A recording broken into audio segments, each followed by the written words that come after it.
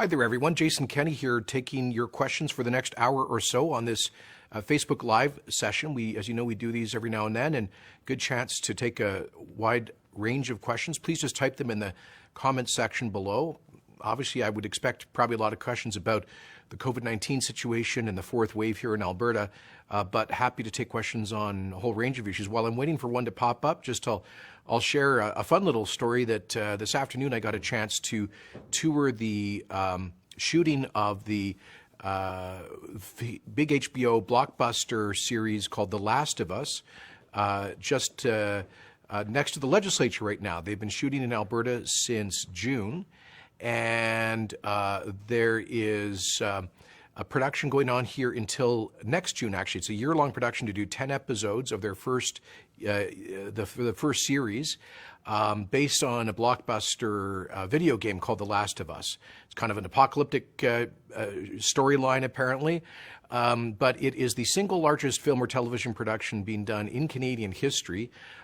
It has a huge budget. I mean, speculation is upwards of $200 million per season that they are shooting here, and just part of the best year ever in the Alberta film and television industry. Right now, they've got about 600 to 800 people working on the project, and thousands will be involved over the course of this year. So it was really cool to see that in action. Still waiting for my team to put up first question here, but some other good news. Last week, Dow Chemicals, the global petrochemical company, announced the creation, their decision to invest in the creation of the world's first net carbon zero emitting ethylene facility in the world, in Fort Saskatchewan, east of Edmonton here.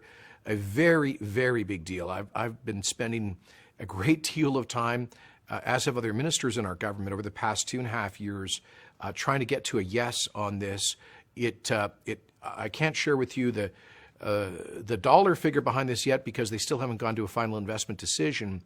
But if this does proceed, and we are very confident it will, we are probably looking at the single largest investment in Alberta in at least a decade, and with the exception of the Coastal GasLink LNG Canada project on the West Coast, probably the largest investment in Western Canada in 10 or 20 years. So great news. I can see some questions here now. Sarah Buller-Aubin says, why is there no acknowledgement of natural antibodies? So I think Sarah is asking about, obviously, COVID, and natural antibodies are antibodies that are generated by an infection, and there is an acknowledgement, Sarah. I certainly acknowledge this all the time. I've been oddly criticized by some in the media and some of these kind of, Twitter doctors. I hear that attack the government constantly. Sometimes they say that we have overstated the protective effect of that comes from an immune response to prior infection. The data is clear, and this should not be controversial. It's just basic science, something I learned in high school biology, that when you get an infection, your body, if you're healthy, produces an immune response. And the big studies, most recently out of Israel through the Maccabee Health Management Organization and one done at the Cleveland Clinic in the United States, both confirm very strong protection coming from immunity acquired through prior infection. But what we do know is that immunity does wane over time, and we don't know exactly when, and it depends on the individual and lots of different circumstances. I will tell you, Sarah, that Alberta does include our estimates of the percentage of the population who have some degree of immunity through prior infection in our analysis, in our modeling, and in our projections. So we've had about 313,000 positive PCR tests that we call cases, and we estimate, based on our sero surveys, and I'll explain that in a second, that the actual number of people who have been infected is probably 3 to 4 times larger than that. So probably around or slightly over 1 million people at some point in the past 20 months may have had, we estimate, a COVID-19 infection, an infection from SARS-CoV-2. And so, yeah, there are people who have had that natural immunity, as some people call it, but a lot of them have lost the protective effect of those antibodies.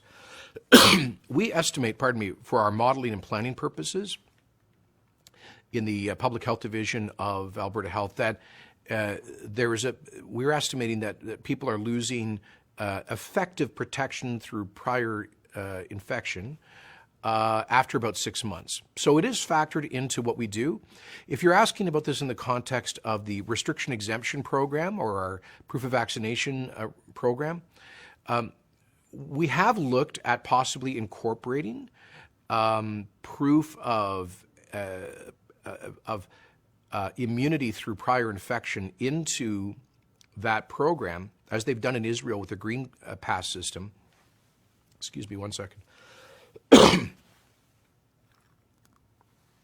I just tested yesterday, by the way, because to go to that film set, so I not COVID positive, plus fully vaccinated. So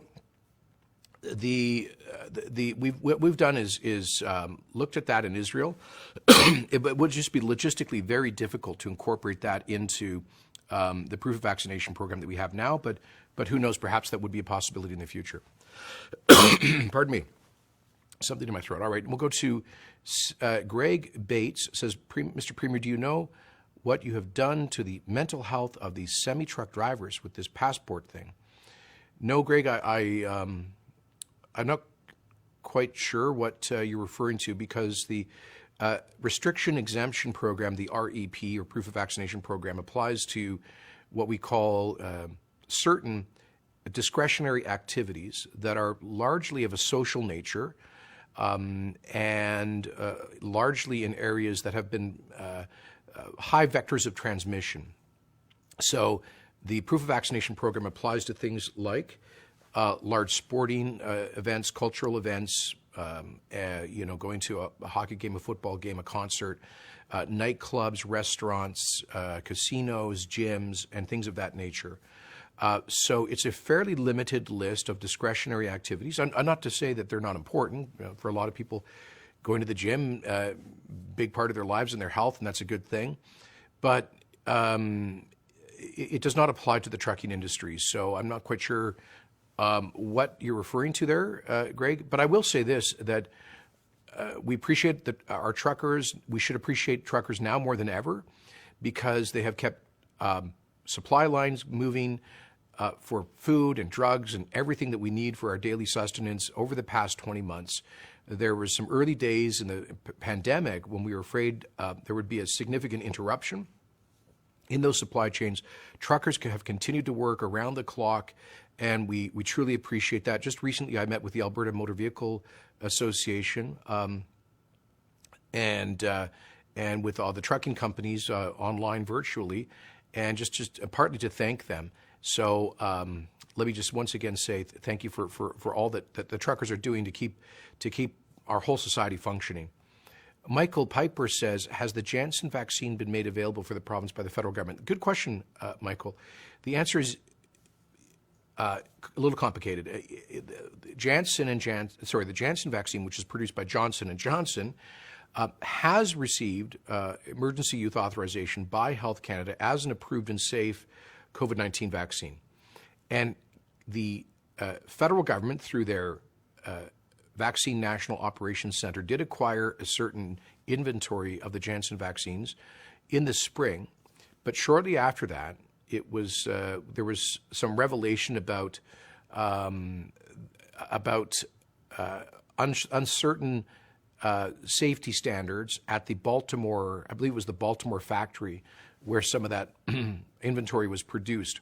As a result, the Government of Canada destroyed that inventory, but we are now seeking to, and I raised this directly with the Prime Minister 2 weeks ago, as has the governments of British Columbia and Saskatchewan, asking the Government of Canada to help us acquire a new verified inventory of Janssen vaccines. Because I do know that there are a certain number of Albertans who have told us that they're not yet vaccinated, but they are prepared to take the Janssen vaccine. So these are folks who have done their own research and for their own reasons have decided that they're comfortable with the Janssen, but they're not comfortable with the mRNAs or the AstraZeneca.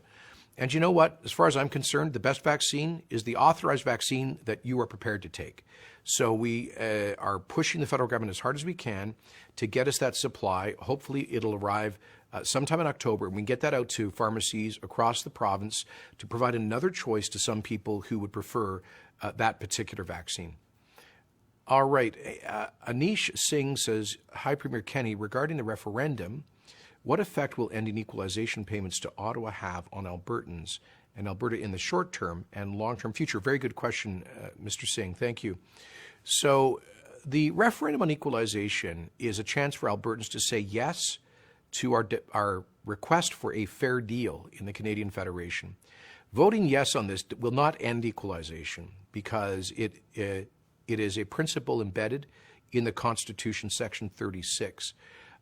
And it could only be amended out of the Constitution with the consent, I believe, of 7 provinces representing 50% of the population, plus both houses of the federal parliament, and that's just not going to happen. That's our expectation is not that there will be a constitutional amendment or the end of equalization, but we're using this to get leverage, to basically take a page out of the Quebec's playbook in having successfully dominated the political attention of the Federation for the last 40 or 50 years. The point is this: we Albertans are generous. We are proud to be able to share some of our prosperity with our fellow Canadians when times are good here but bad elsewhere. And I don't object myself to that concept, which is initially was the idea behind equalization. But what I think most Albertans object to is the expectation from Ottawa and other provinces that we should be generating $20 billion a year more in taxes for Ottawa than we get back in benefits and transfers, while other governments, including the federal government, are constantly hammering our Alberta economy, our largest industry, our energy industry, with the cancellation of pipelines, with the No More Pipelines law, with the tanker ban, with so much else. And so this is an opportunity to say, we want you to take us seriously. We're asking for negotiations on a constitutional amendment to advance, first of all, equalization reform, but also reform of other programs like the so-called fiscal stabilization program. So I hope that answered your question, Anish. All right. Rodrigo Egana says, why have we limited or not explored more early treatment options? Thank you, Rodrigo. So I do see that question popping up a fair bit. And the answer is we have not ignored or eliminated early treatment options for COVID-19. Alberta Health Services and the roughly 10,000 physicians who work within it, particularly our frontline medical workers in the hospitals treating COVID patients, follow very closely the science on the safest, most effective and approved treatments for COVID patients. So I'll give you one example. For quite some time now, for several months, our hospitals have been using what is called monoclonal antibody therapy. Now, there are 3 monoclonal drugs produced by pharmaceutical companies that have received authorization both by the U.S. Food and Drug Administration as well as Health Canada and I believe the European Drug Administration, drug regulator. And there is strong evidence that early intervention, early treatment with monoclonal antibodies can prevent more severe outcomes from people who are infected with COVID. So it is in use. Those drugs are in use for people shortly after infection. And I and Premier Moe have raised with the federal government the desire with the federal government to get larger supplies. And we actually are negotiating with American producers to try to get our own increased supply. There is a supply scarcity because these drugs are very effective. They're in very high demand. In the U.S., the federal government there is now rationing this as a result. So there are demand constraints on the supply of monoclonal antibody drugs. Now, you might be raising ivermectin, and I'll be happy to take that on another question. But so there are many different therapies. I mean, obviously, when when patients arrive in a hospital with severe COVID symptoms, they are getting the full spectrum of care from our world-class medical professionals, and nothing is held back, nothing that would be safe or is proven to be effective. All right, Crystal Tate, what metrics will be used to determine when we lift the current health orders, i.e. the mandatory work from home, gathering limits, masks, etc.? Thank you very much, Crystal. Good question. So we don't have specific metrics, to be blunt. Our immediate focus is simply getting this fourth wave under control. And the good news is that it appears that the fourth wave is abating. It's coming down pretty quickly here. In fact, 2 weeks ago, a little over 2 weeks ago, I think we had 22,000 active cases in Alberta. Today, we're at about 14,000 cases. So we've seen almost a 1/3 reduction in the number of active cases in Alberta. The rate of transmission, the so-called R, is now down. I think the last briefing I got was it's down to 0.83, which is very good news, which means we see COVID shrinking in Alberta right now. And positivity rate, well, today it was down, I think, to 7.4%, which is good news. So all of those things are good news, but it's still too early to say definitively that we're kind of past the fourth wave. The overall numbers are still very high, and the pressures on the hospitals are still at historic highs, with about 1,000 people in acute care and about 230 to 240 in ICUs with COVID. If you add on to that the non-COVID patients in ICU, we've been as high as about 325 ICU patients altogether. We're now at about 290. That number is slowly coming down. That is good news, but it's still well above our baseline capacity in the hospital system for intensive care beds. So we have to continue with these measures. Now, I will say that it looks like the measures have been quite effective. Now, there's a lot of different things at play here, right? What we tend to see across the world is something like COVID waves that go in sort of 2-month patterns. There was a very interesting article in the New York Times about this last week, quoting Dr. Scott Gottlieb and Dr. Eric Topol. I recommend it to you. Both of them are very thoughtful mainstream commentators and experts on COVID. And it was just observing in this article about these sort of epidemiological waves that we have seen. So part of this may just be that we reached the peak of this particular wave, but also it's clear with the measures that we took about 2.5 and 3.5 weeks ago that those have had an impact. So we're going to watch this, monitor it closely.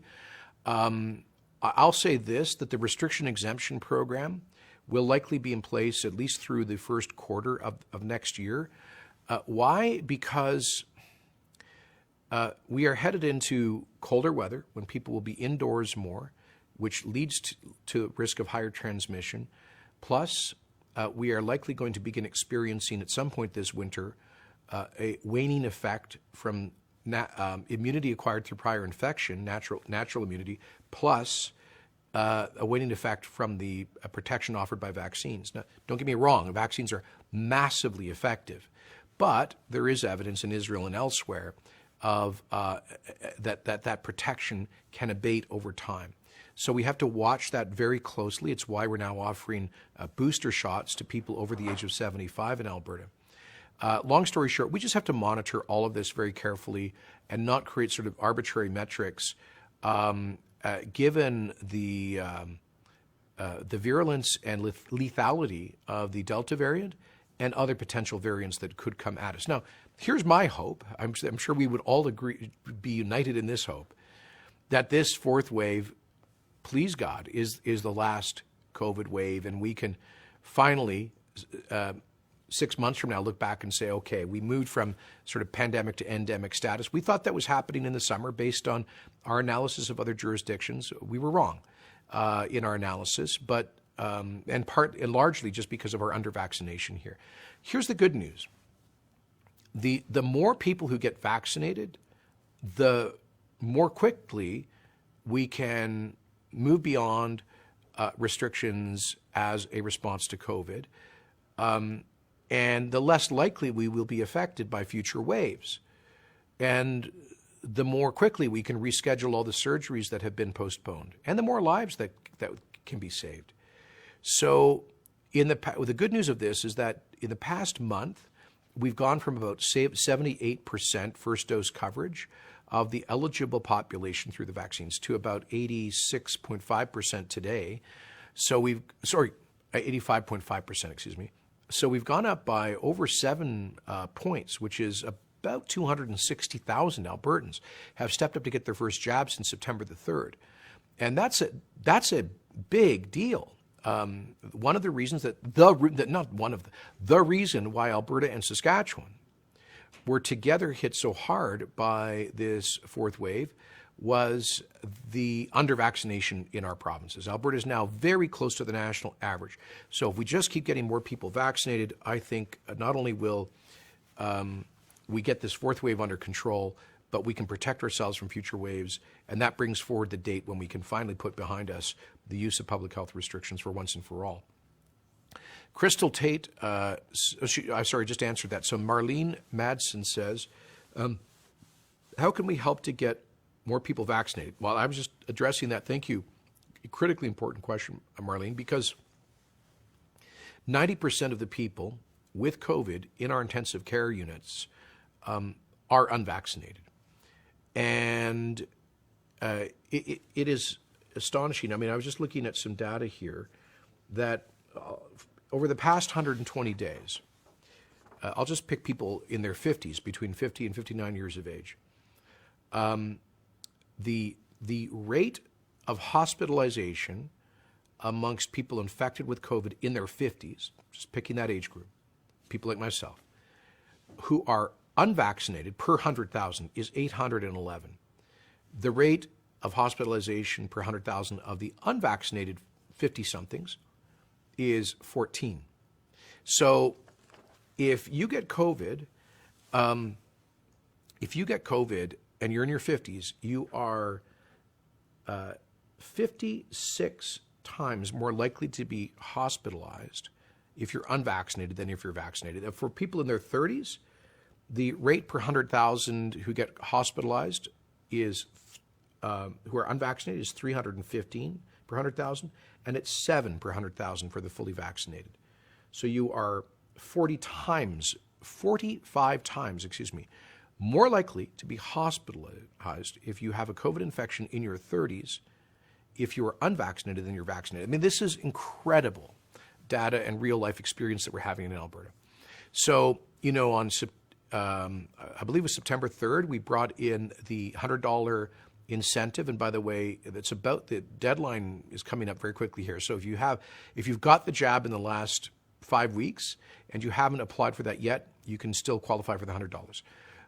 Then, of course, we brought in the restriction exemption program. We've done so much more. We've been offering a billing code to physicians proactively to call their unvaccinated patients to offer objective medical information about the safety and efficacy of the vaccines. Obviously, we've tried to knock down barriers and make the vaccines as convenient as possible through mass clinics and little community clinics and places of worship and community halls all across the province. We've had a vaccine bus going around. I've been calling employers, asking them to do what they can to encourage their workers to get vaccinated. We're going to be launching another information campaign to address some of the fears or concerns about vaccination. So I think we're doing everything we can. And the good news, as I just said, is that we were kind of frozen through much of the summer, July and August. We only went from 76 to 78% over several weeks, but now we've gone from 78 to approaching 85% of first dose coverage. That's very good progress. Let's keep it going, Alberta. Let's drive for 90%. That would make a huge difference. It would save lives, and it would, I hope, finally get us past this thing. Jesse Gallant says, why hasn't ivermectin been an option as it has shown promise in other countries? Why is it your way or the highway? Well, Jesse, it's not my way at all. Let's be clear about one thing. Politicians do not make decisions about clinical treatments or about the authorized terms of use for a approved drug. Drug regulators make those decisions based on credible scientific trials, and then in turn, clinicians like doctors make the decision about when and where it's appropriate to use a particular medication. And physicians do that within the regulatory context in Alberta, the Alberta College of Physicians and Surgeons, which is not a government body. It is not, doesn't answer to me, doesn't answer the Minister of Health. The Alberta College of Physicians and Surgeons is a self-governing body that provides guidance about what constitutes acceptable treatment. And when it comes to the administration of drugs, they generally, of course, will follow the authorized use that comes from, in our case, Health Canada. Now, I can tell you that there's not a major pharmaceutical regulator in the world that has authorized Ivermectin for clinical use on humans for COVID-19. I think there's a couple of countries where it is being used, and a couple of those countries have pulled back on its use because they've seen that it's ineffective and in some cases can be dangerous. So let's be clear about what ivermectin is. Ivermectin is a drug developed and used to treat parasites primarily in animals through veterinary applications and sometimes in humans. And it can be a very effective anti-parasitic drug. But there is no credible scientific evidence that it is a useful therapeutic treatment on humans for COVID-19. And in fact, there was a very good summary of all of this done by the BBC, the British Broadcasting Corporation, a couple of days ago. You can Google it, Ivermectin, How False Science Created a COVID, quotes, Miracle Drug. And it's a lengthy story where they went through various studies that allege to have found ivermectin efficacy on as a therapy for COVID-19, and they show that many of these tests have serious errors or signs of potential fraud, and none of them show convincing evidence of ivermectin's effectiveness. I'm just quoting from this story. Major problems included evidence that selection of patients for test groups was not random, numbers were unlikely to occur naturally, percentages were calculated incorrectly, local health bodies were unaware of the studies. So this is a balanced article. They quote some people who believe ivermectin can be useful, but there is, I as a politician, I have no business, none whatsoever, in determining what drugs a physician uses on his or her patient. That's up to doctors in the context of their regulator and in the context of the drugs that are authorized for use. Maybe I'll just make, by the way, if I could ask my team to maybe Google that story, Ivermectin, How False Science Created a COVID Miracle Drug from the BBC, and just put it in the comments section below. There's also a good statement that came out on October the 12th, what is that, yesterday, from some of Alberta's top doctors saying that they say to suggest that AHS is withholding life-saving treatment by not supporting the use of ivermectin in the treatment of COVID-19 is wrong. Claims that either the veterinary or human form of the drug is a life-saving medication against COVID-19 are not supported by current research. If there was good evidence for its use against the virus, AHS would absolutely be using it to help patients and reduce the burden on our healthcare system. As this evidence does not exist, AHS does not recommend the use of ivermectin to prevent or treat COVID-19, not even as a, quotes, just-in-case measure. So you can look that up as well. It's entitled Ivermectin, a useful drug, but not a treatment for COVID-19. So our doctors, our regulators, Health Canada, in addition to the Food and Drug Administration, in addition to the European drug regulator, all of the major regulators around the world have not authorized this for COVID-19 application based on the scientific data. And it would be outrageous. You're asking me why I'm blocking it? It would be outrageous for me to intervene and to tell all of those scientific and medical experts that they have to use a anti-parasitic veterinary drug on people where there's no for COVID, where there's no evidence to support that. And by the way, I got to say this. It seems to me that a lot of the Ivermectin fans out there, I don't know how suddenly there's such a kind of, people became partisans of a horse dewormer, but all the Ivermectin fans out there, I think there's a very strong overlay between proponents of Ivermectin as a COVID therapeutic and people who refuse to take the vaccine. And I've just got to be blunt with you. I cannot get my head around this.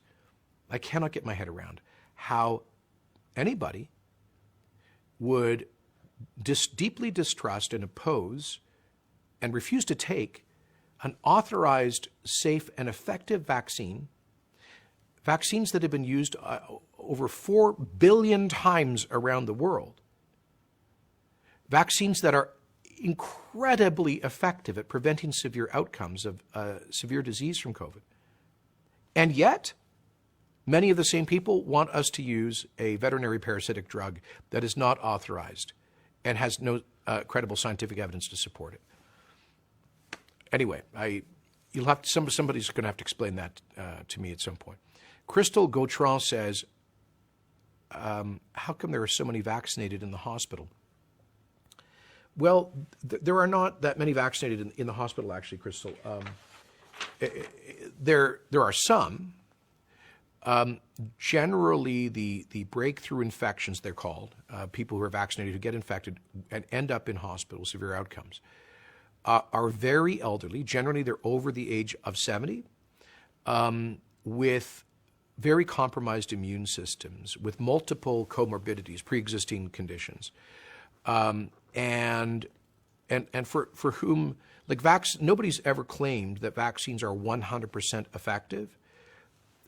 And they are certainly less likely to be effective for COVID or other diseases amongst people who are severely immunocompromised, don't have that immune response to the vaccines. So that now, but just think about this. In our ICUs, 90%, it varies from day to day between like 88 and 92%, but about on average over the last 3 months, 90% of our ICU admissions are from people who are not vaccinated. 10% are people who are fully vaccinated. So now just think about this, though. We now have 85% of the population with at least a first dose, 76% of the eligible population that is fully vaccinated. So the 10% of vaccinated people who are showing up in ICU are coming from that relatively small fraction of the population. But the 90% unvaccinated who are showing up in our ICUs and crushing our healthcare system come from the 15% who have not received a vaccine shot. So let's keep this in context. I've got here, and I'm going to ask my team if they can put this up. This is COVID hospitalizations per 100,000 people in Alberta by vaccine status in the past 120 days, okay? I hope you can see that. So you can see that, for example, amongst people, let's take in the 40 to 49 age category, the rate of hospitalization per 100,000 for people in their 40s who get COVID but are not vaccinated is 281 versus a rate of five people who are fully vaccinated. Take people in their 70s. The hospitalization rate per 100,000 is 1,830 39, versus 50 for the first number was amongst the unvaccinated, versus 50 people per 100,000 in their 70s who are unvaccinated. So in every, obviously, up here, the top bar, which is people in their 80s and the people in their 70s, that's the only place where you see any significant breakthrough infections leading to hospitalization. But as I said earlier, like if you're in your 50s and you're unvaccinated, you are 56 times more likely to be hospitalized with COVID than if you're if you're unvaccinated, you're 56 times more likely to be hospitalized with COVID in your 50s than if you're fully vaccinated. So yes, we do end up with some generally very elderly people who are immunocompromised, who have severe outcomes, who didn't have the immune response, but the protectiveness of these vaccines is off the charts. It is a miracle of modern science. As Dr. Francis Collins, who has been for 12 years the president of the National Institutes of Health in the United States, he happens to be a very devout evangelical Christian. I was speaking to him on the phone last week for about half an hour. He runs that organization, one of the largest scientific bodies in the world, with about a $40 billion budget. He was involved as a lead scientist in the Human Genome Project. He's one of the world's leading scientists and a very devout Christian. And Dr. Collins has said that the COVID-19 vaccines are, quotes, an answer to prayer. He thinks it is miraculous when you think about the number of lives how quickly these vaccines were developed, how quickly they were rolled out, and the countless lives that have been saved. All right, Terry Ellen says, why are we not having a referendum and adopting an Alberta pension plan and a provincial police force? Thank you, Terry. Good question. So those are issues that we continue to study. We did consult with Albertans on those concepts through the Fair Deal panel in the fall and winter of 2019-2020. They did recommend that Alberta pursue the possibility of a stronger province through our own public pension plan and our own provincial police force, much like Quebec has both of those things. Of course, Ontario, Quebec, and Newfoundland all have their own provincial police services. And Alberta did back in about 100 years ago. But these are areas that require a lot of very deep study. They're complex areas. So the Department of Justice is about to launch deeper consultation, particularly with municipalities and First Nations, on the prospective design, benefits, and drawbacks of a provincial police service, because there's a lot of questions coming from First Nations and municipalities. Municipalities obviously have a role in funding and an interest in policing. Similarly, the Department of Finance continues to do a lot of deep technical work on the prospective costs, benefits, and structure of a potential Alberta pension plan. So that work is ongoing, and in due course, we'll make decisions about how best to consult Albertans. All right, Josh Anderson says, don't kid yourself, guys. They've written their own questions to answer. Well, Josh, I just asked yours. If you've got an actual question, please go ahead and put it up there. We choose comments like that just to try to demonstrate that we are we try the team here. All I ask of them is that they pick a pretty broad cross section of questions. Now, when we get thousands of questions, we can't get to all of them, but we do our best. Megan Privo says, why haven't you signed a deal for $10 a day daycare? Well, there really isn't a proposal for a $10 a day daycare. That's, I know, the marketing slogan. But we have, what we've been asking for is the same flexibility that the province of Quebec has. We think Alberta should be treated as an equal province, not as a second-class province, and we should have the same flexibility as Quebec. We continue to be in negotiations with the Government of Canada in that respect. Dennis Arneson says, do you have any plans to assist Albertans if natural gas prices skyrocket this winter? You had said there would be work done on utility rates, riders last June, and we've heard nothing. Thank you, Dennis. So if gas prices spike this winter, that's a reality of global supply constraints. And I mean, let's face it, in one way, Alberta benefits because we are a major producer of natural gas, and that helps to create jobs and investment in our economy here. But for the government to subsidize gas costs would mean basically taking money out of your left pocket, Dennis, through your taxes to subsidize you on your utility bills. That doesn't save you anything. It's just a shell game. It's a fiscal shell game.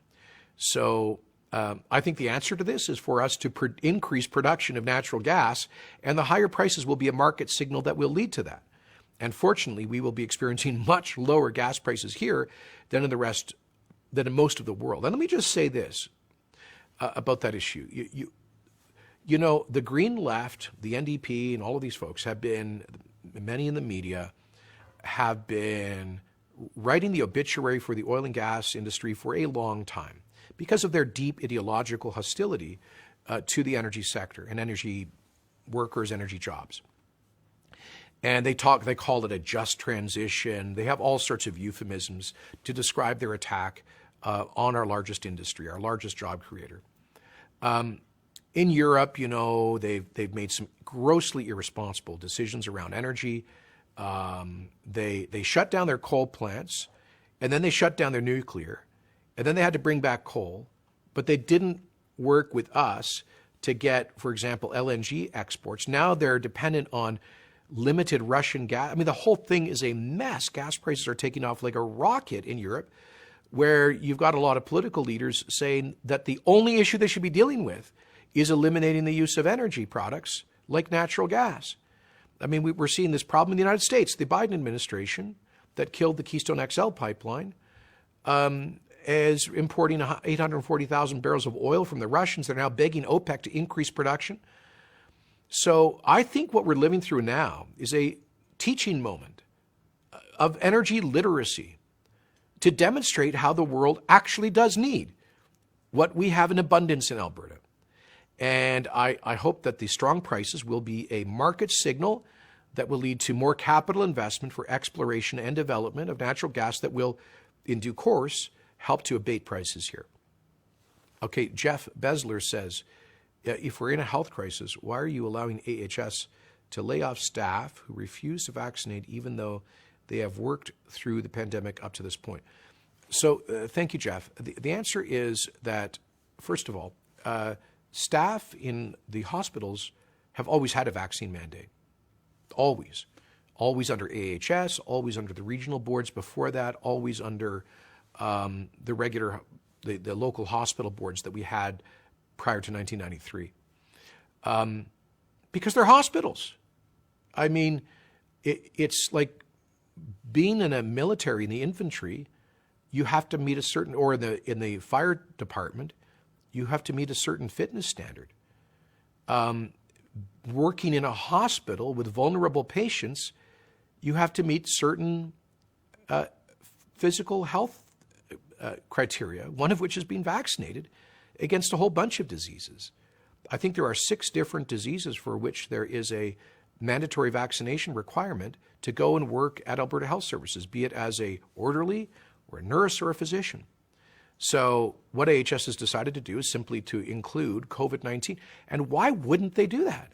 Why would they say that you have to be vaccinated against measles, mumps, rubella, et cetera, diseases that are overwhelmingly under control, but you don't need to be vaccinated against a lethal disease that has taken 2,900 lives in this province, that has our hospitals piled up? That makes no sense to me. If you're not vaccinated, you have a higher risk of transmission to, in this case, to patients. The government, as the funder of the healthcare system, and I mean AHS, let me be more precise, AHS and Covenant Health, they have a duty to care, a legal and ethical obligation to care for their patients. So to allow staff who have a higher risk of transmission of a potentially lethal disease to their patients not to get vaccinated would, I think, be legally irresponsible. And so hospitals all across the world are extending their long-standing vaccination requirements to include the most dangerous pandemic in the world in a century. I can't understand why that would be controversial. Now, I just got briefed on this today, and I think to date, Alberta Health Services has received something like out of their 111,000 employees, they've received something like 600 or 700 applications for exemptions under medical, religious, or conscientious grounds. And they're carefully going through each one of those to see if they are valid and supported, properly documented and supported. So if people have an application for a valid application for an exemption, they would get an exemption. And so AHS is working closely to educate their employees. But as I say, I think it's a natural job requirement for somebody working in a healthcare setting. Joe Powers says the ICU was 247 total out of 4.44 million. What's the emergency? And why do we need to ask for help from other provinces? So, okay, thanks, Joe. Let me walk you through this. In a typical period of time, typical non-COVID period, the fully staffed complement of intensive care beds in our network of 100 hospitals in Alberta is 172 ICU beds. And typically, they operate on average at about 80-85% capacity. So they would be higher than that at the height of flu season in a non-COVID year, maybe well below that in the early summer. But you're talking 172 beds. Now, very rarely would they exceed 100% on that, 172. So why would AHS, using scarce resources, tax dollars, fully fund, let's say, 300 or 400 staffed ICU beds when typically only about 150, 160 are being used in any given time? Like it would not be a rational allocation of resources in a healthcare system to fund, let's say, hundreds of unused, redundant beds waiting for a once-in-a-century pandemic. So where we're at now is with the fourth wave between COVID and non-COVID patients. I mean, you talked about 245 or 247. Those are ICU COVID patients, but please understand, Joe, that obviously people get into car accidents, they have heart attacks and other severe diseases that require intensive care. And on average, we have about 60 non-COVID ICU patients right now. Now, why is that number down? I just mentioned a moment ago, if you're following me closely, that we would typically have about 160 ICU patients. That's now down to about 60 non-COVID ICU patients. Why that reduction? Frankly, it's largely because we've had to postpone thousands of surgeries and other medical procedures. Many of those surgeries result in patients in a post-op state having to have intensive care. So the reduction in surgical procedures necessary to open up ICU surge beds to cope with COVID and what we did was we created about 200 surge beds. So we went from 172. Sorry if this is becoming a confusing answer, but I'll try to simplify this. We went from 172 baseline ICU beds, added 200 surge beds to about 272, 275. To 372, 375 total surge beds that we have in place now. And here's the point, Joe. If the fourth wave had continued to grow unabated, if the line had continued to go like this, by this point in mid-October, we absolutely would have exceeded not just, I mean, we've been operating at about 180% of our baseline capacity, but we would have absolutely exceeded our total maximum surge capacity. Now, I'm sure that in extremis, AHS could, and I've been working with them every single day in the past month on this. I believe in extremis they could probably find and staff a few more beds, but we would not be able to staff more than about 400. And if COVID had piled up more and more people in the ICUs, and we reached that number and exceeded our total maximum surge capacity, in that kind of a worst case scenario, we would have to do two terrible things. One, we would have to bring in what are called triage protocols to deny certain people care and frankly pull life support on others.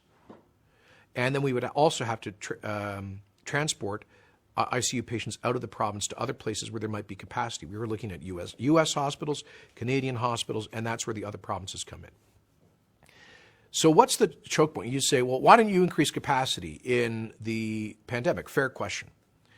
And the answer is there is a scarce number of people with relevant skills. We typically have about 850 registered nurses with ICU experience to staff those 172 baseline beds. There's always a churn, new nurses coming in and other nurses retiring or leaving the practice or taking other duties. Right now, we have about 870, 880 ICU nurses. But it takes time to train people, and those nurses are exhausted after the past 19, 20 really, really tough months. And many of them are just burnt out and can't take extra shifts or decided to take retirement.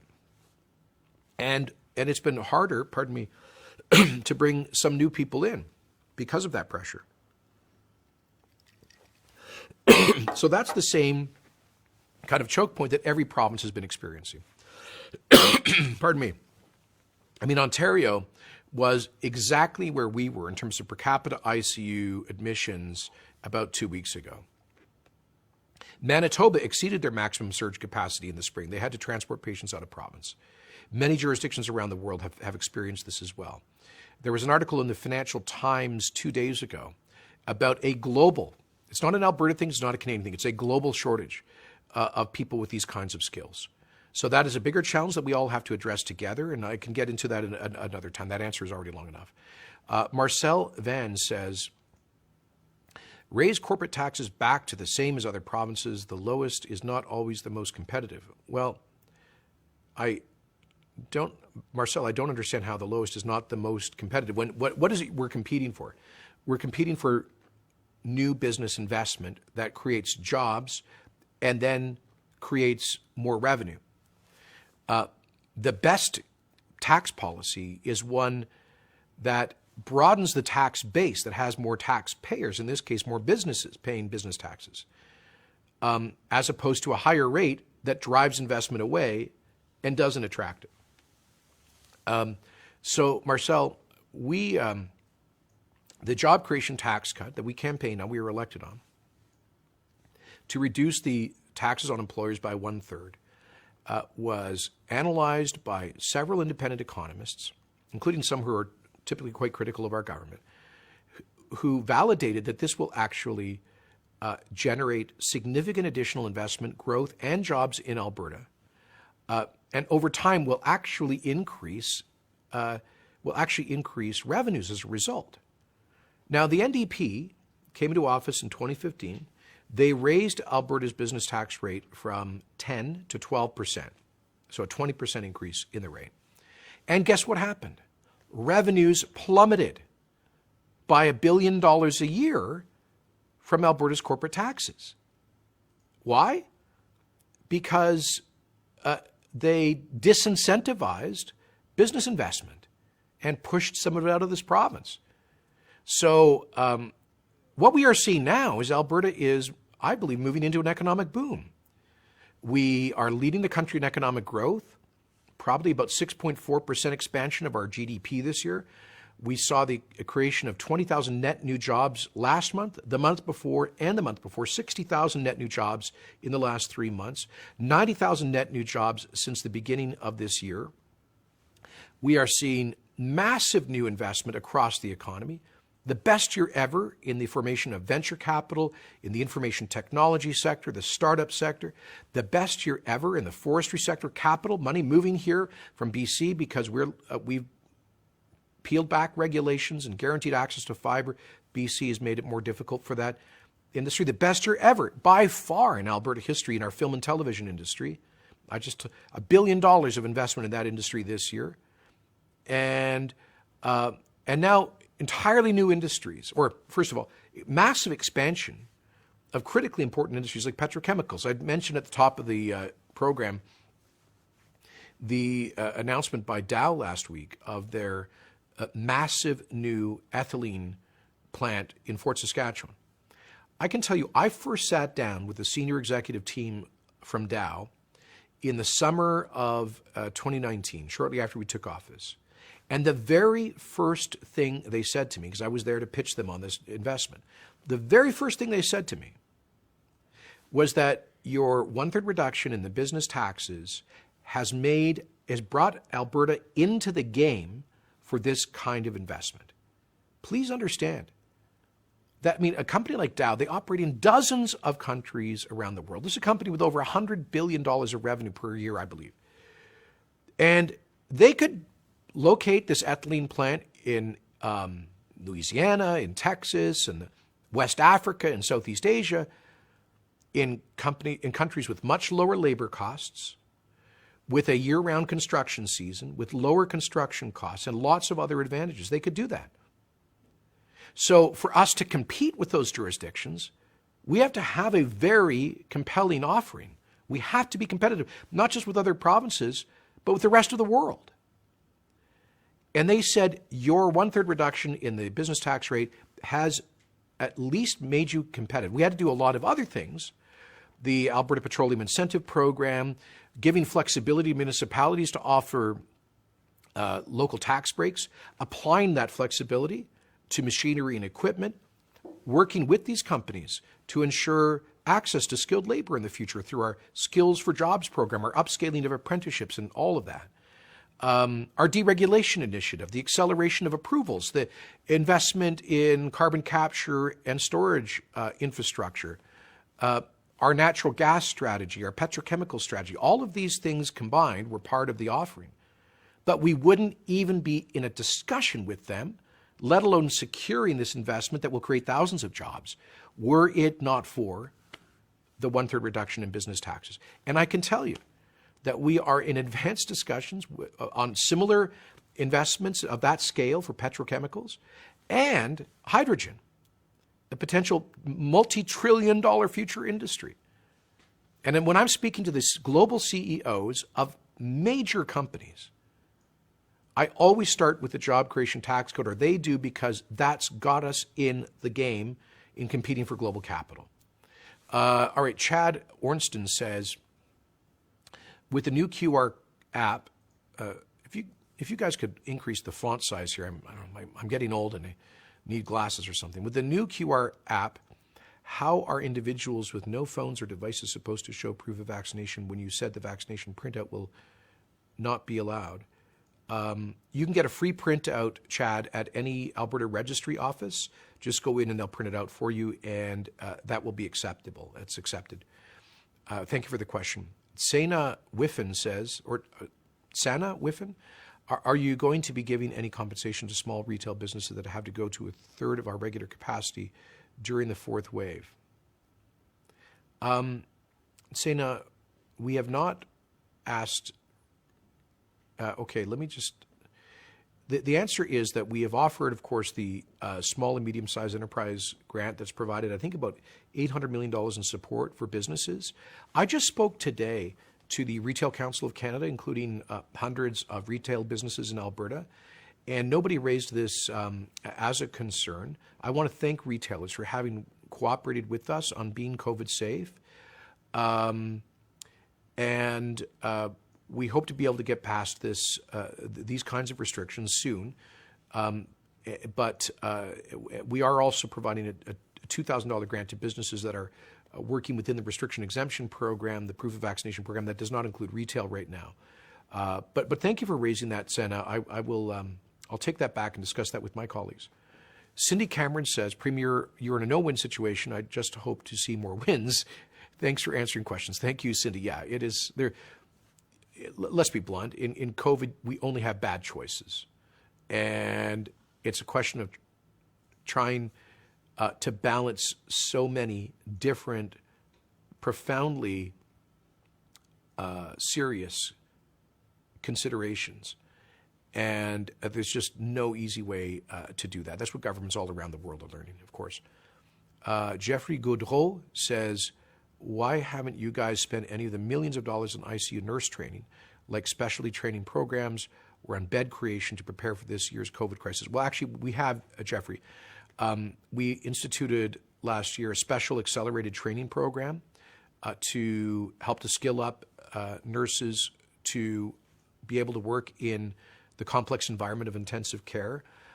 I believe that program has, I speak from memory here, about 75 positions available in it, but only about 20 or 25 people who are in the program. So there's been a lot of this has to do with burnout, Jeffrey, people who are burnt out and others who, like I was talking to another, I won't say which province, another premier who is a former health minister, said they had a very similar program.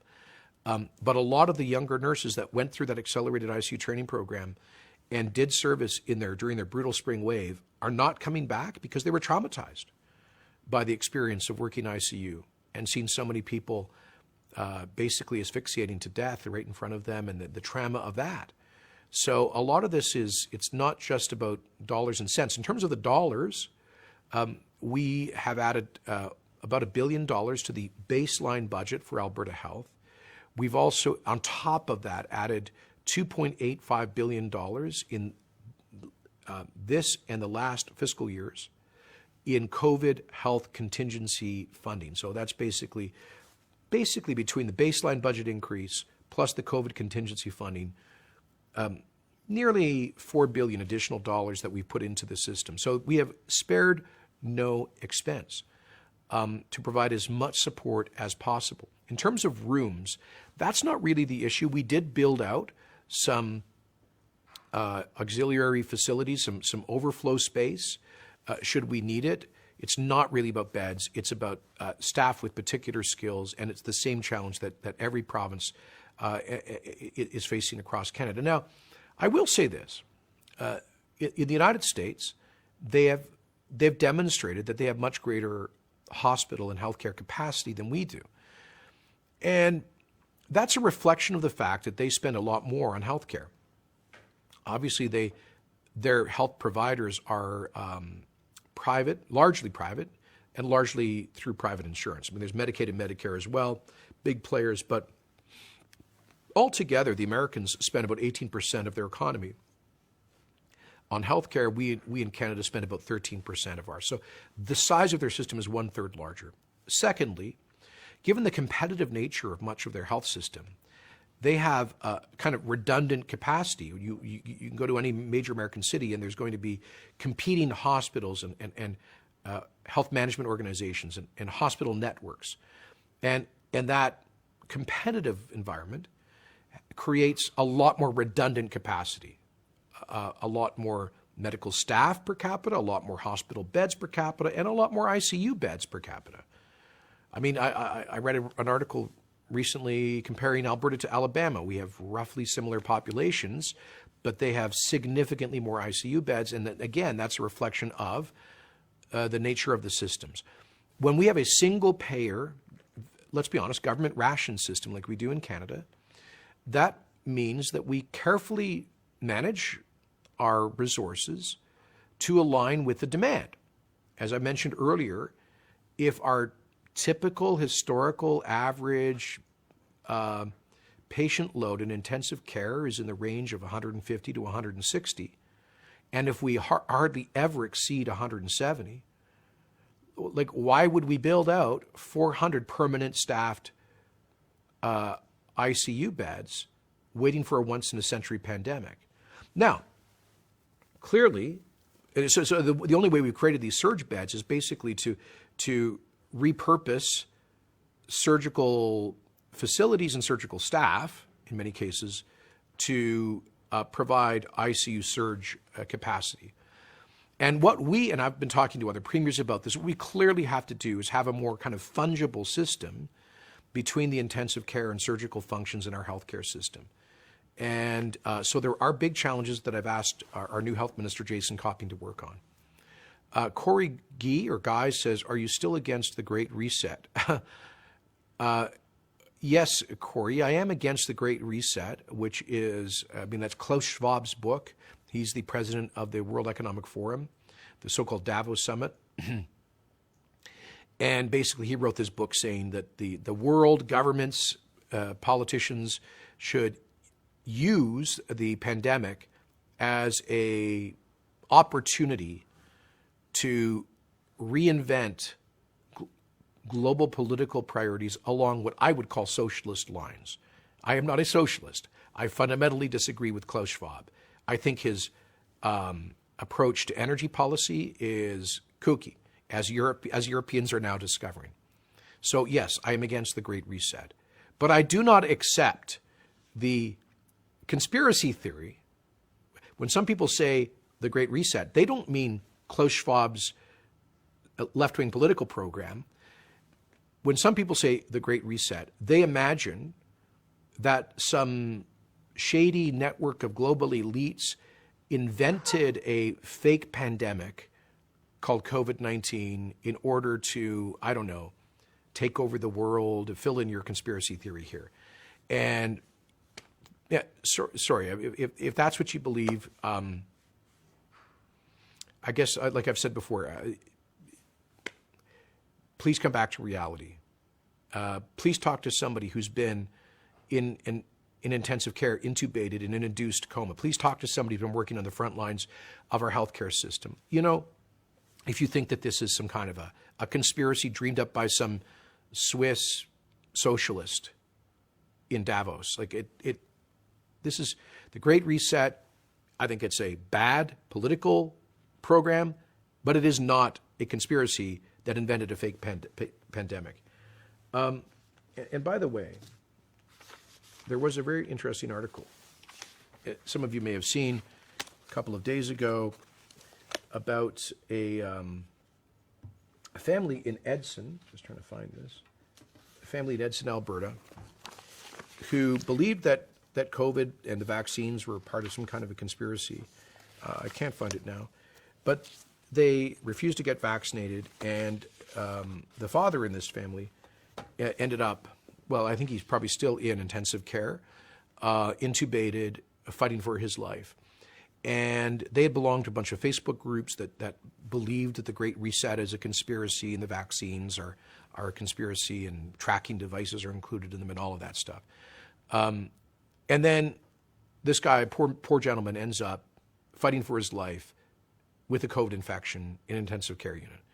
So I would just say, if you've been tempted and if you're part of one of these, like, I don't know, Facebook groups or email, or a group of people who are propagating these conspiracies, please talk to real people who have faced the very real and all too often lethal consequences of this disease. Harriet Steele says, tell me why cabinet ministers are not vaccinated. Afraid of what's in it? Harriet,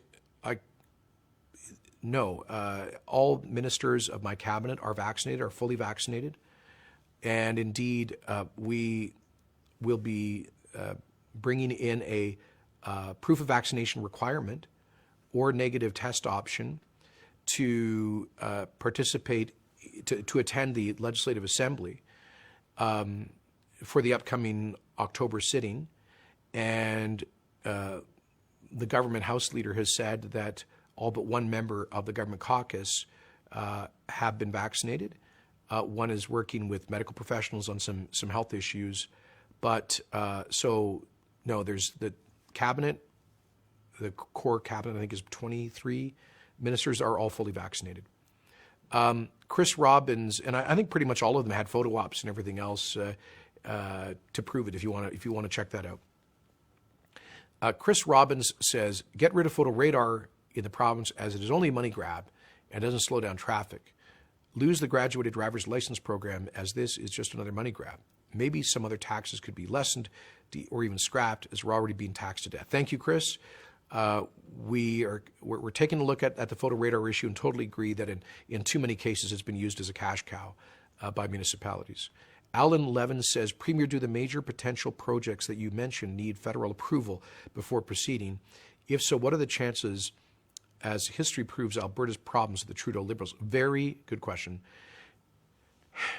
The answer, Alan, is these projects should not have to require federal approval.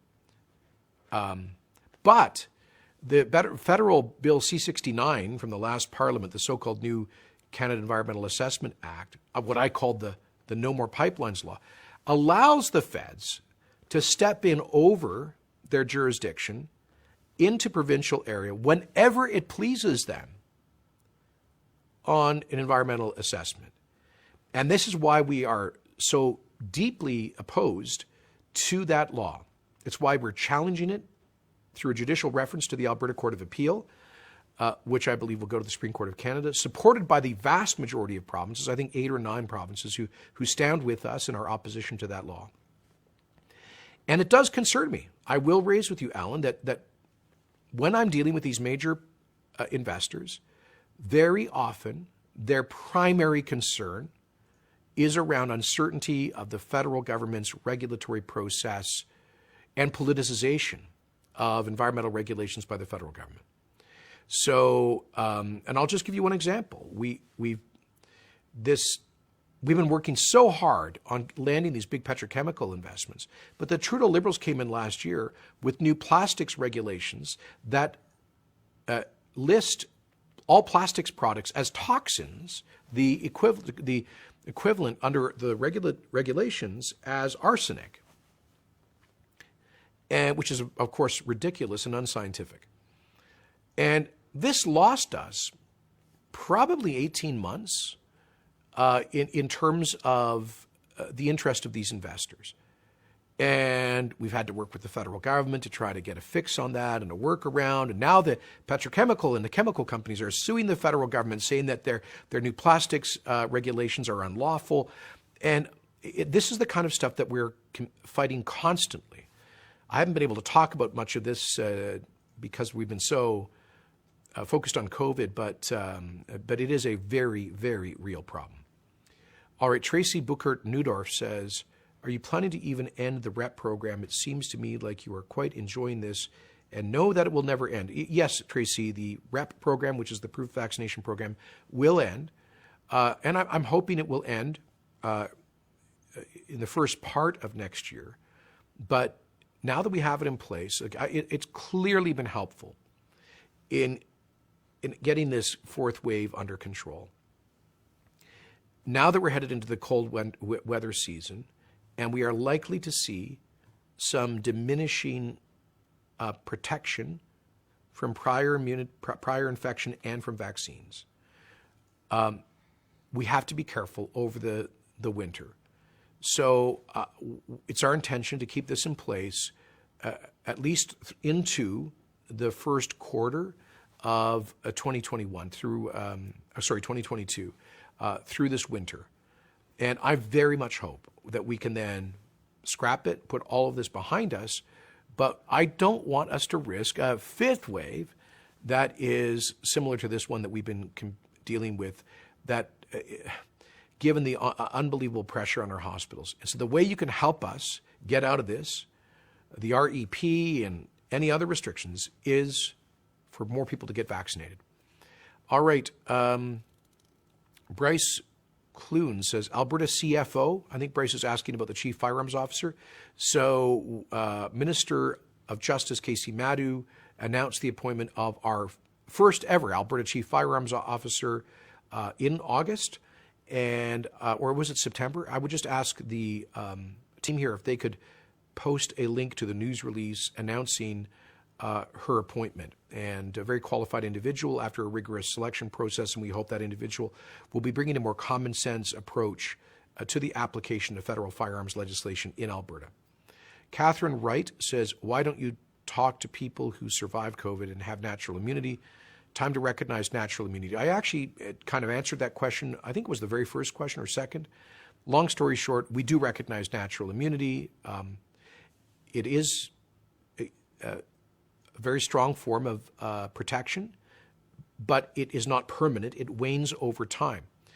Now, there was a very important study of tens of thousands of people conducted by the Maccabee Health Management Organization in Israel, which did conclude that immunity through prior infection, what you're calling, Tracy, natural immunity, can be actually, at least over a certain period of time, can be, for some people, more protective than vaccines. But they went on to say that the strongest protection you can get is to have acquired the antibodies through prior infection and then get vaccinated.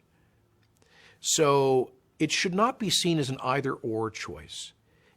If you've been infected with COVID in the past, please still get the vaccine, especially if your COVID infection was 6 months ago or earlier, because the chances are, based on all the science around the world, that after a few months, those antibodies begin to wane, and you can be, especially if those antibodies were acquired through an infection by what we call the wild variant, or the original version of COVID-19, or an earlier variant. So the immune response that you got to a different version of COVID may not be fully effective against, let's say, the Delta variant that we're coping with now. So there are incredibly good reasons why, if you've had prior infection, you should also get vaccinated, and that will give you the strongest protection that you can have. Rob Lewis says, how much money are you and AHS getting in kickbacks from Big Pharma? None, Rob. Zero. That would be illegal. And I mentioned earlier that a lot of the anti-vaccine people are also demanding that we use a veterinary deworming drug called Ivermectin on COVID patients. COVID, by the way, Ivermectin is a anti-parasitic drug. SARS-CoV-2, COVID-19, is not a parasite, it's a virus. It just makes no sense. But let me ask you this. Why is it that some anti-vaccine people are promoting a drug that is produced by big pharma companies, Ivermectin? Well, I guess because they believe, without scientific evidence, that it works. But we know the vaccines work. Why is this about, and by the way, if you're suspicious of the of the fact that big pharmaceutical companies are businesses, well, the consortium that developed the vaccine that's being produced as AstraZeneca are doing it on a break-even basis because they wanted, for ethical reasons, to make it as available as possible to the developing world, to poor countries. So if your objection to vaccines is that, maybe some of the acquisition of vaccines will profit big pharmaceutical companies. By the way, it's those profits that incentivize these companies to make massive multi-billion-dollar, super high-risk investments in new vaccine and drug programs. So many of the advancements in modern medicine come from, frankly, the profit motive in the pharmaceutical industry. I thought we in Alberta believed in capitalism. That is, I think one of the most astonishing achievements of capitalism is driving that kind of scientific research. But if you don't want to benefit Pfizer or Moderna, you can go and buy you can go and acquire for free a non-profit vaccine, the one that's produced by AstraZeneca. All right, Radu Adrian says, what is the percentage goal in vaccination? Radu, I would just say like 100%, but we're not going to get there. I think realistically, it's now possible that we could hit 90% in Alberta. And I certainly would be one very happy camper if we got to 90% of the eligible population, that's those who are 12 and over, for at least first dose coverage. Eventually, second dose coverage will catch up to that. Right now, we're at 85.5% today on first dose coverage of the eligible. And that's a big leap forward. That's about 260,000 more people than we had a month ago on first doses. And second doses are catching up too. We're now at 76%.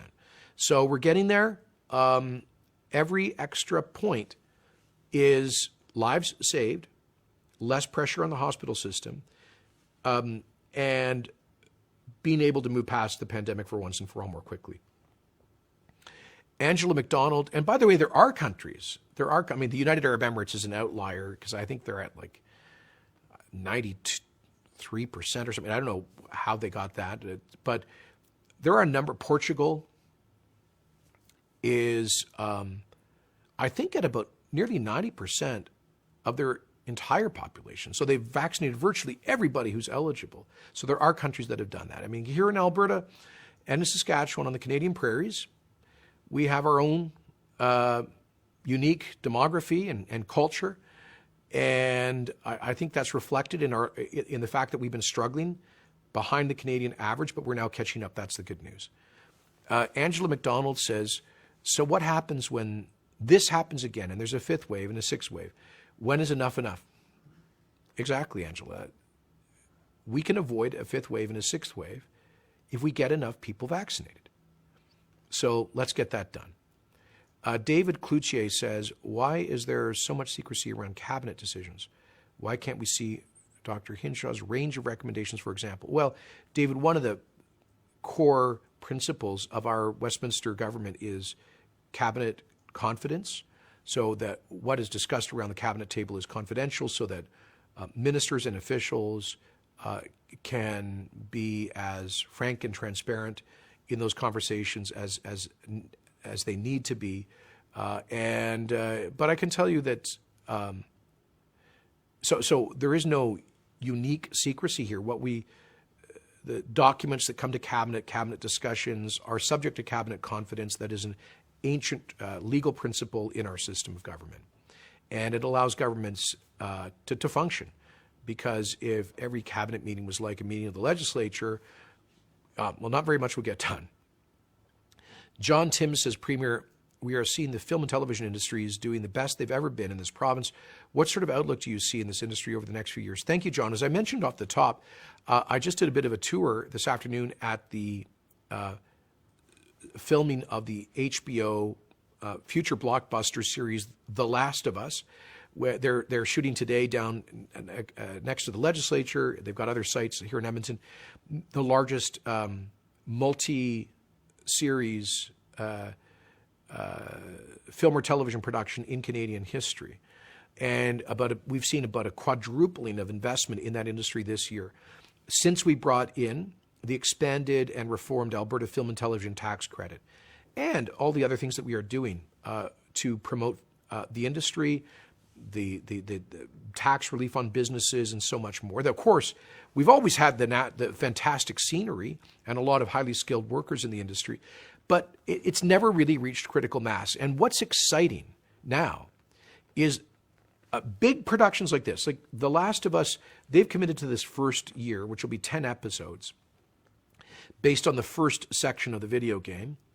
And so that's about 14 months of shooting with thousands of people working on the project with a huge budget. I mean, I think I've read speculation that this installment of the production will be in the range of $200 million. And if HBO is happy with the product, they would then move forward for 2 other seasons of a similar magnitude. That kind of major work with a big budget production, means that they are training up more and more and more tradespeople for film and television work. that will then allow us to welcome even more productions. So I am really excited about this. I spent part of today with Jay Rowe, who is the Senior Vice President for Global Production for Home Box Office, for HBO, one of the largest producers of film and television productions around the world. And in January, I met with Jay to pitch him on Alberta for this major project.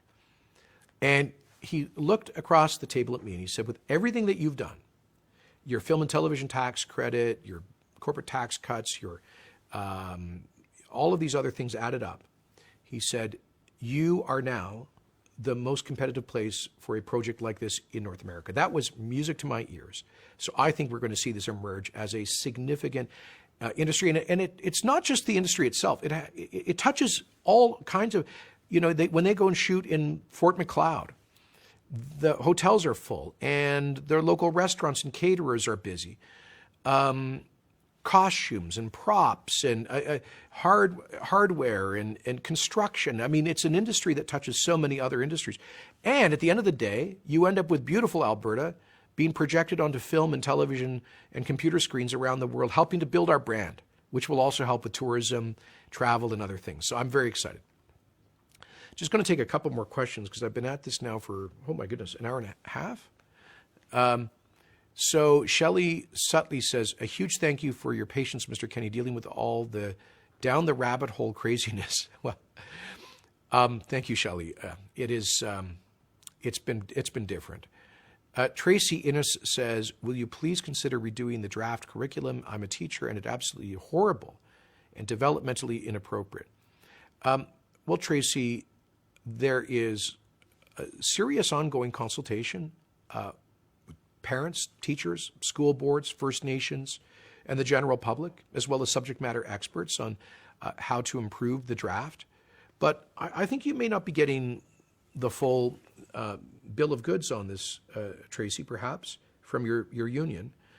For example, I would point out to you a really interesting column that appeared in the Edmonton Journal on October the 1st by David Staples entitled, why does the ATA, that's the Alberta Teachers Association, fail to support the reading curriculum that works wonders with students? And let me just quote a bit from this. It says that, this is talking about the reading, the language arts element of the curriculum. And the fact that we contracted a University of Alberta professor, the George Georgiou, as who's director of the J.P. Das Center on Developmental and Learning Disabilities. So Professor Georgiou received the Alberta Teachers Association's Educational Research Award in 2019 for his, quotes, remarkable result in turning struggling readers into grade-level readers. And the language arts curriculum was developed by this individual, has been praised by your union. And yet your union is opposing this language arts curriculum, which has proven to be one of the most effective in the world. So I encourage you to look up Mr. Staples' column and just to open up a little bit of perspective about the strange opposition, this kind of hostile knee-jerk reaction to a reformed curriculum that is trying to focus on basic knowledge and skills, like numeracy and literacy, as well as things like financial literacy and cultural and civic literacy through the social studies curriculum. So I would say that we were given our marching orders by Albertans who saw the failure of fads like Discovery Math, resulting in a significant decline in standardized test score outcomes for Alberta students with respect to math proficiency, the decline in reading proficiency that we've seen in this province, and I would say a general decline in civic literacy. So those are the things that we are trying to address with the reform curriculum. If you have constructive suggestions, please go to the Alberta Education website and participate in their ongoing consultations. And we are very keen on receiving a meaningful and constructive input. But this kind of like hyper-politicized refusal to even consider things like this incredibly successful language arts program is unfortunate. Alex Mackey says, why do we still not have rapid testing? Well, we do, Alex. we do have rapid testing. It's also called antigen testing. The government of Alberta has a partnership with the Alberta Chamber of Commerce that provides a large number of free rapid antigen test kits to small and medium-sized businesses across the province.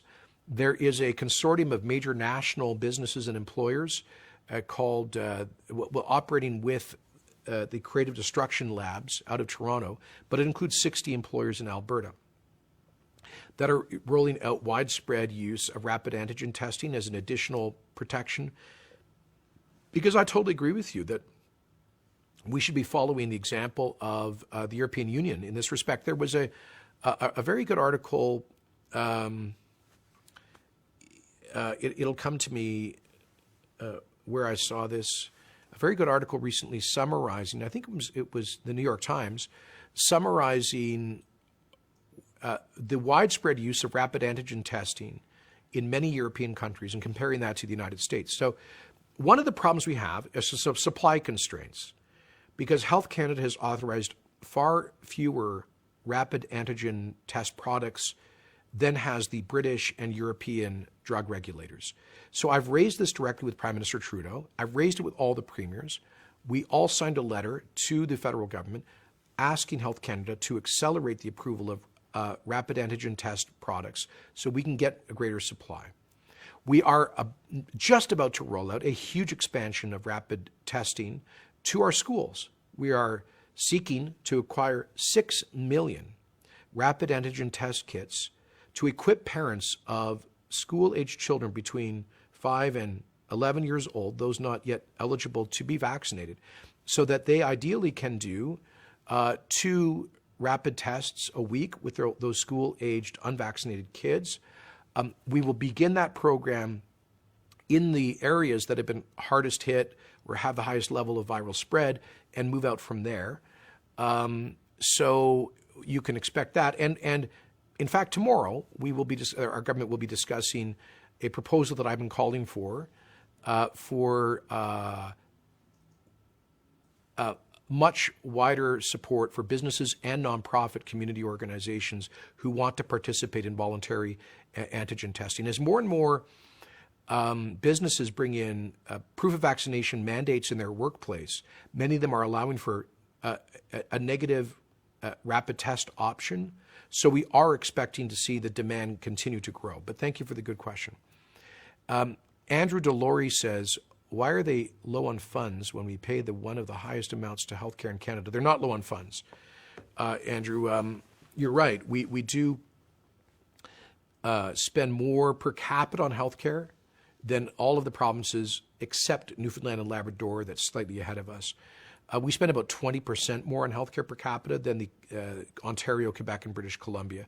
We compensate our health professionals better than all of the provinces, and the McKinnon panel on Alberta's finances went through the numbers on that, as did a performance review of Alberta Health Services done by Ernst & Young. We have increased the health budget by, to be precise, $3.75 billion between the $900 million increase in the baseline budget plus the $2.85 billion COVID healthcare contingency fund in this fiscal year and the prior year. So we have spared no expense. And we've made it absolutely clear to the health department, to AHS, that whether it was massively surging and training up contact tracers or huge procurement of personal protective equipment or building out potential overflow hospital space or rapid training for new ICU nurses, or anything related to massive expenditures on COVID testing, all of this that we have funded. It's not a lack of funds. The issue that we are facing as our jurisdictions all across Canada is as a single payer system, we align historically, our capacity is aligned to the demand. And we have never had a demand of like 300 patients in ICU. Never happened in our history. Never come close to that. And so these are the challenges we're coping with. Gord Squire says, Why are you not fighting to protect us from a vax passport requirement for federally regulated travel? Well, Gord, that is federal jurisdiction, and you know that I have a lot of profound disagreements with Prime Minister Trudeau, and I certainly didn't support him in this last election. But even though he lost the popular vote, he won a minority government, and part of his platform was to have this proof of vaccination requirement for federally regulated travel. So he ran on that. I don't think he has much of a mandate, but he's got a government. And I will say this: I do think it's reasonable to ensure that we have safe air travel, for example. But I do think there probably are some untested constitutional issues around mobility rights, and I won't get into all the complexity of that. But all I can tell you is that here in Alberta, in our proof of vaccination program, we are allowing for a negative test option, and we think that does that helps to reduce the stringency of restrictions on businesses while reducing the potential for COVID transmission from unvaccinated people and severe outcomes. We think it's a good balanced approach. All right, Sarah Mercer says, do you ever plan on implementing a PST? No, Sarah, and if any government did, they've got to go to Albertans first because the Taxpayer Protection Act requires a referendum. All right, I've done 41 questions. I've been an hour and a half. That's longer than we usually go. I would like to go all night, but I do have to get to something else. Thank you very much, folks, for the good questions. Sorry for my coughing at the beginning, but I do appreciate generally the thoughtful questions. Please just do your best to help us end this fourth wave. You can do that if you're not vaccinated by getting vaccinated. You can do it by just doing things that would limit transmission, following our public health guidelines. But most importantly, I know there's a lot of division in our society, in families, in businesses, in churches, and places of worship, in political parties, and everywhere over how best to address COVID. There's strongly held views about vaccines and everything else. I understand that. And I understand that we're all a bit short of patience after this 20 months, and we all wish it was behind us. But, you know, we are where we are. So I just encourage everybody to try to be considerate with one another. Disagree if you must, but don't shout at each other about this. And if you are doubtful about the vaccines, please talk to your medical professional. Please talk to your doctor and get medical advice. Best that you talk to your doctor rather than a political guy like me. And just please remember that the choices you make at this time are not just your personal choices. They have a broader social impact.